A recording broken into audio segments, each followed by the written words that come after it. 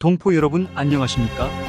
이번 시간에는 북한 노동당 사법검찰 담당 간부를 지낸 이종우 선생의 인터뷰를 통해 체제에 불만을 품은 북한 주민들이 노동당 간부들과 법관들에 대한 보복을 진행하는 내용에 대해 전달해 드리려고 합니다.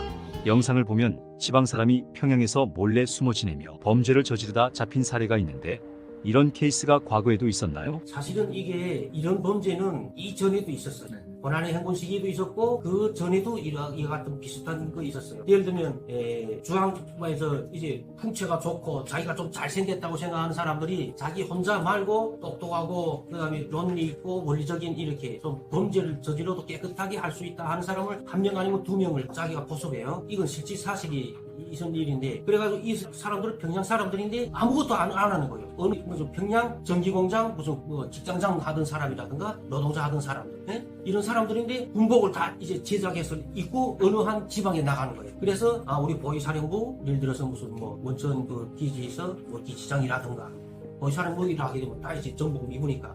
그래서 거기 나와서 자리를 잡아가지고 여기저기서 돈주들한테서 돈을 얻어가지고 뛰는 놈도 있었고 그때 또 탈북한 사람도 실제 있었어요. 여기 장안도 이천에서 있었던 일인데 근데 이게 사실은 이런 범죄는 이전에는 이렇게 폭로를 안 했거니와 가벼운 범죄였지. 그런데 이걸 가만 놔두면 사회적 무리를 일으키고 성행해지게 되면 그잡을 수 없는 그런 것까지 나오니까 지금 이렇게 처리를 지금 하는 것 같습니다. 이 범죄는 사실은 그전 같으면은 범죄도 아닌 그런 범죄. 한마디로 평양의 보안은 이미 뚫렸다 이렇게 볼 수 있겠네요. 지방에서 평양에 원래 이제 올라가는 방법이 다 있거든요. 서포역에서 내려서 어느 담장 넘어서 누구의 안내를 받아 가거든요. 그래서 이제 이전에 평양에 있는 건물 지방에 내려오기도 하고 지방에 있는 건물 다시 이제 중앙당에 있는 어느 간부한테 얘기해주고 이게 다 차에서는 걸리니까 이렇게 하는 방법을 하거든요.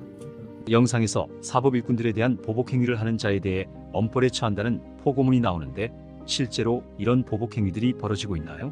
솔직히 무슨 나를 죽였거나 단련을 시켰거나 하는 사람들을 좋게 볼 수는 없잖아요. 그다음에 아무 사람이나 복수심이 없는 사람 그 사람이 아닌 거예요. 저는 그렇게 생각해요. 근데 북한이 또 이제 고문한다 하잖아요. 그때부터 시작해서 자기가 교화에 갔다거나 이런처럼 매 맞고 그런 어혈들이 심해져가지고 병이 도져가지고 죽는 이런 사람들도 자식이 있고 부모가 있고 그 친구들이 있잖아요. 내 친구를 누가 잡아가지고 어느 교화소 가서 어떻게 해서 죽었다 그렇게 하게 되면은 친구들이 가만히 있을 거예요. 그 집이 가족 친척들도 가만히 있을 게 뭐예요. 그러면은 이제 그 개인적으로 복수하는 경우가 있는데 사실은 당사자를 복수하는 것도 중요하지만 예를 들어서 어느 한 검사다 또는 무슨 경찰이다 하는 경우에 그 집의 와이프나 애를 병신 만드는 그게 자기가 차라리 죽거나 자기가 병신되는 게 낫지 제 처가 병신되거나 애가 행불이 되거나 이렇게 하게 되면 얼마나 안타까워요. 그게 직접적인 복수는 아니지만 그게 정말 한생 가는 거 같지 않아요? 초기에는 그런 식으로 했어요. 전에 80년대 70년대도 그런 거 있었어요. 우리 할아버지, 우리 부모들한테. 그런데 최근에 김정일 이제 고난행군 시기도 그래. 그때부터 이어져 온 복수라는 게 지금까지도 그냥 그건 없어질 거예요, 아마. 그러니까 이제 법기관 검사나 판사나 형사들하고 일반 백성들과의 싸움이지, 그게. 그러니까 내가 이제 누구를 잡아서 이었다, 교화를 보냈다 하게 되면은 내가 이제 앞으로 죽을 거 각오해요. 그 정도로 심각한가요? 내가 이제 예를 들어서 어느 농장에서 쌀을 10톤이면 10톤을 빼내간 어느 작업반장을 취급하잖아요. 그때부터 그 작업반장의 친구들 이거 이력서에 다 있거든요. 이제. 어릴 때 친구는 누구다. 지금까지 누가 어떻게 됐다면 보증할 수 있는 친구는 누군가 하게 되면 거기에 다 이게 평정이 다 있거든요. 그 다음에 일가 친척들이 어떤 계열이 있다 쭉 다 알지. 이걸 요해하고 연구하는 거예요. 내가 야를 죽여야 되는데 죽이는 경우 이 중에서 누가 나를 복수할 것인가. 이거부터 이제 안을 그려요. 그래서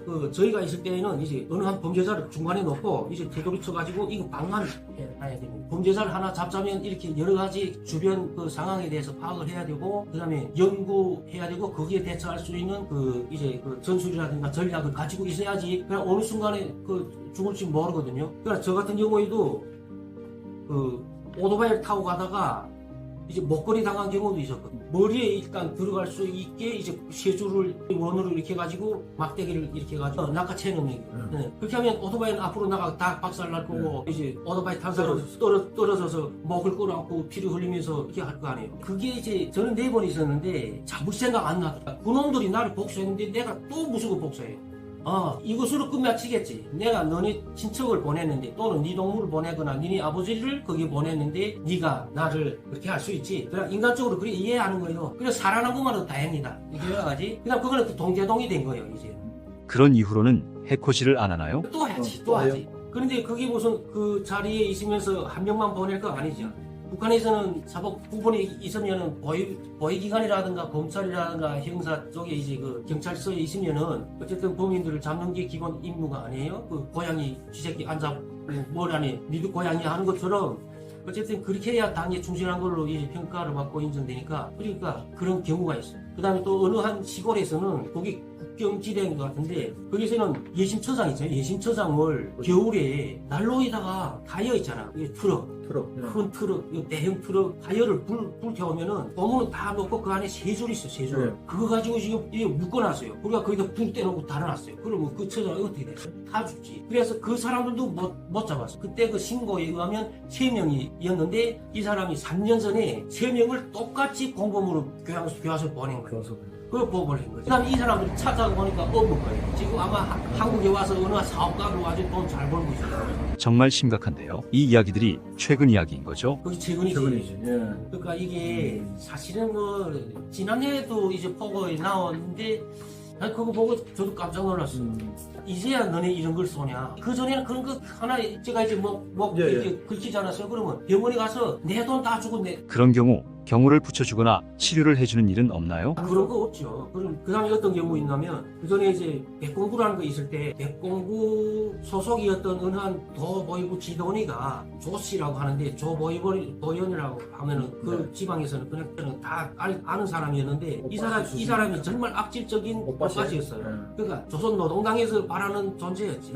근데 이 사람이 이제 어느 날인가 백화점 옆에서 맞았어요. 맞았는데 눈을 하나 잃었거든요. 그다음 다리를 쩔룩거렸거든요. 근데 그것도 무슨 뭐 그 집에서는 휘발유를 팔았는데 와이프가 휘발유 팔았어. 그게 왜 그러냐면 백공부에 잡혀갔던 애들이 그렇게 한 거예요. 8명. 그 어린 애들이거든. 우리 한국에서는 그거 고등학교라 하는가?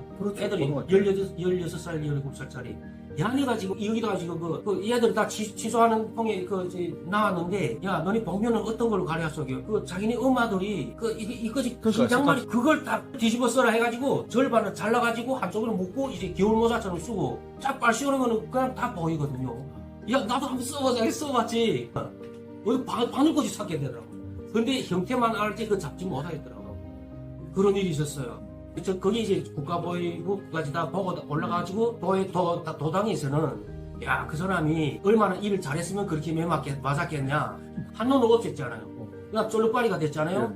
그냥 보위기관에서 일하게끔 그거 당리 신입이라요. 지금도 할 거예요? 네, 지금도 할 거예요.